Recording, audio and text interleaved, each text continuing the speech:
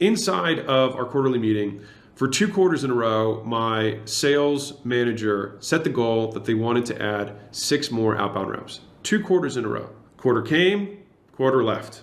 Quarter came, quarter left. And this is the 3rd time that I'd been hearing them make this goal.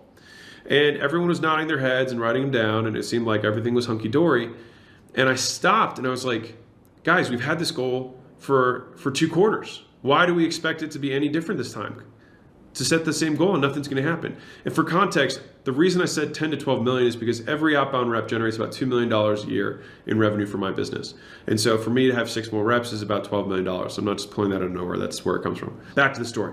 I asked him, I was like, why weren't you able to do this? He's like, well, we lost a couple reps this last quarter, even though we hired some new ones, and we pretty much have the same amount as we had before. And I was like, and is that what happened the quarter before that too? And he's like, well, yeah. And I was like, then how are you going to solve this problem?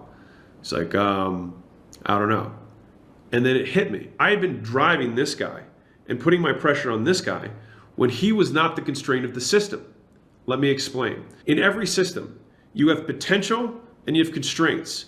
Most entrepreneurs spend all their time trying to add potential to their business, thinking that they are solving the constraint. But we will always grow, any system will grow up to its constraint and no further. And so right now, your business has a constraint.